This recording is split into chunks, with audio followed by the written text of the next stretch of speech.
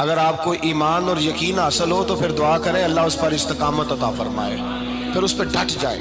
نبی پاک صلی اللہ علیہ وسلم نے فرمایا میں اس بات کا خوف نہیں کرتا کہ میری امت کمزور ہو جائے گی، اس بات کا ڈر نہیں کہ پیسے ختم ہو جائیں گے، نہ یہ خوف ہے کہ بھوکی مرے گی۔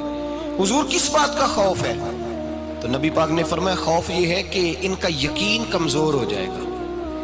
یاد رکھیں اگر اعتبار نہ ہو تو گھر نہیں چلتا، تو اگر اللہ رسول پر یقین کامل نہ ہو تو پھر بندہ مسجد نہیں آ سکتا، پھر اس کا دین نہیں چلتا، پھر اس کے لیے مشکل ہے نماز، پھر اس کے لیے مشکل ہے راہ خدا میں خرچ کرنا۔ میرے نبی پاک نے فرمایا یوں نہ کہا کر کہ یا اللہ چاہے تو دے چاہے تو نہ دے، جب مالک سے مانگ تو کہا کر یا اللہ تجھی سے مانگنا ہے، میں لے کے اٹھوں گا، تو مجھے دے گا۔ فرمایا جتنا تیرا یقین کامل ہوگا اتنا ہی اللہ تجھے جھولی بھر کے عطا فرمائے گا۔ کمزور سا مسلمان، لڑکھڑاتا سا مسلمان دیکھتا ہوں کرتا ہوں، اور یہ بھی نہ دیکھا کریں بھائی ایمان یقین کو استقامت کے درجے پہ لیں، یہ نہ دیکھا کریں کہ وہ کیسے دے گا، وہ کسی وسیلے کا محتاج نہیں ہے، وسیلے کو پسند کرتا ہے، پر وسیلے کا محتاج وہ بغیر وسیلے کے بھی دے دیتا ہے۔ ہر آدمی ماں باپ کے ذریعے پیدا ہوتا ہے، اگر پیدا کرنا چاہے تو جناب عیسیٰ کو بغیر باپ کے پیدا کر دیتا ہے، اگر پیدا کرنا چاہے تو حضرت آدم کو بغیر ماں اور باپ کے پیدا کر دیتا ہے۔ جب یقین رکھیں، یقین قرآن مجید پڑھیے، حضرت موسیٰ علیہ السلام فرعون کے دربار میں کھڑے ہیں، چاروں جانب دشمن ہی دشمن ہے، جادوگر آ گئے، انہوں نے سانپ چھوڑے، حضرت موسیٰ کے ہاتھ میں ڈنڈا تھا۔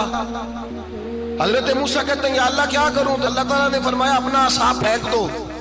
کہنا چاہیے تھا نا کہ یا اللہ ایک ہی تو شے ہے، اتنے سانپ ہے، بچانے کے لیے ڈنڈا ہے وہ پھینک دوں؟ ڈنڈا پھینکا جاتا ہے، سانپ کو دیکھ کر کے قابو کیا جاتا ہے۔ یہ میرا اور آپ کا ذوق ہے نا، لیکن انبیاء کرام کا انداز ملاحظہ کیجئے میرے عزیزو۔ اللہ فرماتے ہیں ڈنڈا، اے موسیٰ ڈال دے اپنا عصا۔ پہلے نہیں فرمایا کہ سانپ بن جائے گا، فرمایا بس تو ڈال دے۔ میں اور آپ ہوتے ہیں تو سام سامنے ہے، ڈنڈا ہاتھ میں ہے، ہم کہیں گے عجیب بات ہے، یہی تو دفاع کی چیز ہے، اسی کو ڈال دوں تو بچوں گا کیسے؟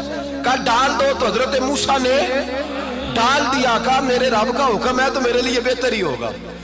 اللہ فرماتے ہیں جب موسیٰ نے ڈالا تو میں نے اس ڈنڈے کو، اس عصا کو اژدہا بنا دیا۔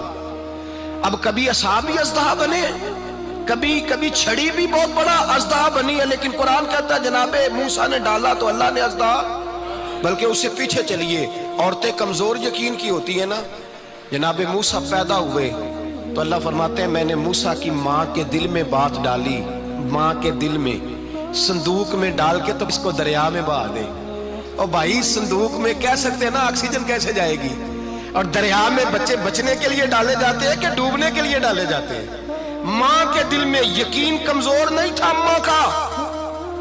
انبیاء کے ماں باپ موحد ہوتے ہیں، دین کو ماننے والے، ماں کے دل میں اللہ نے بات، اللہ قرآن میں کہتے میں نے وحی کی، میں نے القاء کیا، میں نے بات ڈالی۔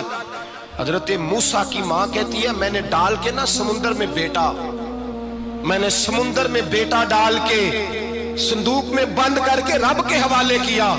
آپ فرماتے ہیں میرے مالک کا بھروسہ کیا تو پھر میرے مالک کا کام دیکھو، کمال دیکھو، میں نے دریا میں ڈالا، اللہ نے فرعون کے گھر میں میرے بیٹے کی پرورش کرا دی۔ یہ یقین کہ حضرت موسیٰ کے پاس قوم آئی، قرآن پڑھیے، کہا جناب پانی چاہیے، وَإِذِ اسْتَسْقَىٰ مُوسَىٰ لِقَوْمِهِ، موسیٰ نے اپنی قوم کے لیے پانی مانگا، ہم نے کہا فَانْفَجَرَتْ مِنْهُ اثْنَتَا عَشَرَةَ عَيْنًا، اپنا ڈنڈا پتھر پہ مارو۔ عقل والا آدمی ہوتا تو اڑ جاتا، کہتا یا اللہ پتھروں سے بھی کبھی پانی نکلا ہے؟ اضرب بعصاک الحجر، مارو پتھر پہ ڈنڈا۔ اللہ کے نبی نے منٹ نہیں لگایا، ٹھا کر کے ڈنڈا لگایا، فَانْفَجَرَتْ مِنْهُ اثْنَتَا عَشَرَةَ عَيْنًا۔ اللہ فرماتے ہیں جناب موسیٰ نے ایک عصا مارا، میں نے 12 چشمے جاری کر دیے۔ تو لے تو اللہ کرتا ہے، اللہ کہتا ہے پڑھ نماز روزی دوں گا، کہتا ہے سوچتا ہوں۔ اللہ فرماتے ہیں آجا مسجد میں تیرا ہو جاؤں گا، کہتا ہے دیکھتا ہوں۔ رب فرماتا ہے تو میرے محبوب کی غلامی کر، میں تجھے محبوب بنا لوں گا۔ تو کہتا ہے تھوڑا بڑا ہو کے داڑھی رکھنی ہے، ابھی سیانا ہو کے میں ذرا سرٹیفکیٹ لے لوں اسرائیل سے کہ کتنے سالوں کے بعد آئیں گے، پھر شروع کروں گا۔ پروگرام بنا رہا ہے، ابھی تو ارادے میں ہے۔ اللہ کے پیغمبر کا ڈنڈا، اور اس سے زیادہ آگے بات ہو گئی، پیچھے فوج لگی ہوئی ہے فرعون کی، مجمع ہے، ہزاروں لاکھوں کا لشکر لے کے، تلواریں نیزے، فرعون پیچھے، آگے دریا آ گیا۔ حضرت موسیٰ علیہ السلام کھڑے ہیں، اب کدھر جائیں؟ اللہ پاک نے فرمایا مارو ڈنڈا۔ کہاں؟ پانی پہ ڈنڈا مارو۔ اب حضرت موسیٰ علیہ السلام پانی پہ ڈنڈا مارے تو پانی ابھرے گا، اس سے زیادہ کیا ہوگا؟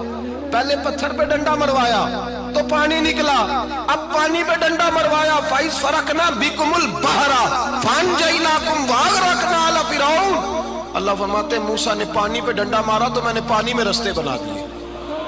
ایک جگہ ڈنڈا مارا تو پانی نکل آیا، دوسری جگہ عصا مارا تو پانی خشک ہو گیا، 12 چشمے بن گئے، 12 رستے بن گئے دریا میں سے۔ حضرت موسیٰ علیہ السلام گزر گئے اور اللہ فرماتے ہیں فرعون بھی آیا تو اسے میں نے غرق کر دیا، اور وہ کھڑا دیکھتا ہی رہ گیا کہ بنا کیا ہے۔ جب یقین کامل نصیب ہوتا ہے، اعتماد کی دولت اللہ دیتا ہے، جب انسان کو یہ انشراح صدر ہو جاتا ہے کہ میری نجات خدا کے حکم میں ہے اور رسول اللہ کے قدموں میں ہے، جب اسے یہ انشراح حاصل ہوتا ہے تو پھر نماز کا لطف آتا ہے۔ غور کیجئے کیا جملہ کہہ دیا میں نے۔ پھر اسے نماز کا پھر اسے نماز بوجھ نہیں، بلکہ نماز نہ پڑھے تو اس پر بوجھ ہوتا ہے۔ پھر قرآن مجید اس کی روح کا ساتھی ہو جاتا ہے، پھر عبادات، تقوی، پرہیزگاری، پھر وہ ایک سنت کے چھوٹنے پر پریشان رہتا ہے۔ جب یقین کی دولت نصیب ہوتی ہے، قرآن مجید فرقان حمید نے کہا ایمان لاؤ تو پھر ایمان پہ ڈٹ جاؤ، مسلمان بنو تو پھر اسلام پر۔ پھر یہ جو کمزوری ہے نا، یہ دیکھتے ہیں، کرتے ہیں، چلتے ہیں، ابھی کل، ابھی پرسوں، بہانے، ہیلے، ابھی میں نماز شروع کرتا ہوں، دیکھتا ہوں لا الہ الا اللہ محمد الرسول اللہ صلی اللہ علیہ۔ جب کسی نے کلمہ پڑھا تو اس پر پورا دین ضروری ہے، پورا۔ اب وہ یہ نہیں کہہ سکتا کہ تھوڑا تھوڑا کر کے آؤں گا۔ یقین کی دولت نعمت ہے۔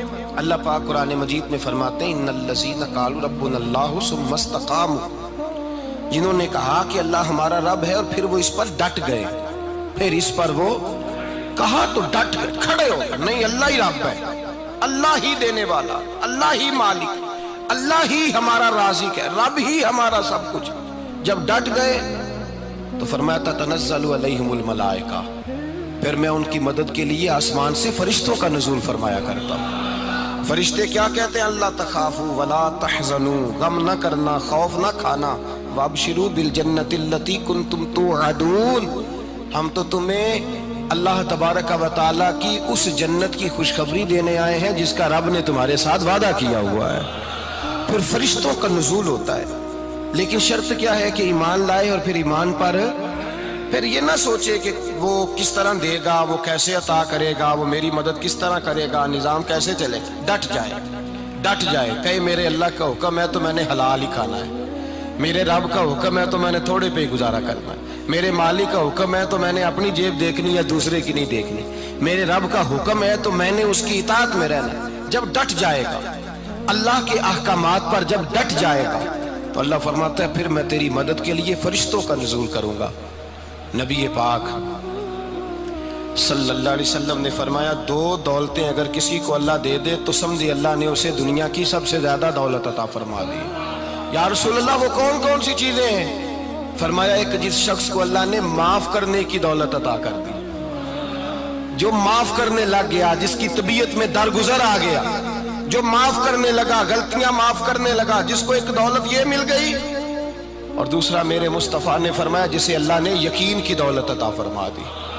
جس کو یہ 2 دولتیں مل جائیں، ایک درگزر کرنا، دوسرا رب رسول پہ یقین کامل رکھنا، اسے کائنات کی ہر شے مل گئی۔ میرے نبی پاک نے فرمایا جب بھی دعا مانگو خدا سے یہ 2 نعمتیں مانگا کرو، عرض کیا کرو اے اللہ درگزر کی دولت عطا فرما، اے اللہ تو ہمیں یقین کی دولت عطا فرما، ایمان کی قوت اور پختگی نصیب فرما۔ میرے بھائی حضور نے فرمایا مانگ کے لو۔ کمزور ایمان والا شخص کسی کام کا نہیں ہوتا۔ جس آدمی کے ذہن میں شک کا بیج ایک دفعہ جنم لیتا ہے وہ آدمی تو غلام سے بدتر ہے۔ بے کیف سجدہ، روٹھی روٹھی سی عبادت، اس کی زندگی کیفیات سے خالی ہے۔ جس شخص کو پتہ چل جائے نا لوگ میرے مخالف ہیں، اس کا تو سجن رہتا ہی کوئی نہیں۔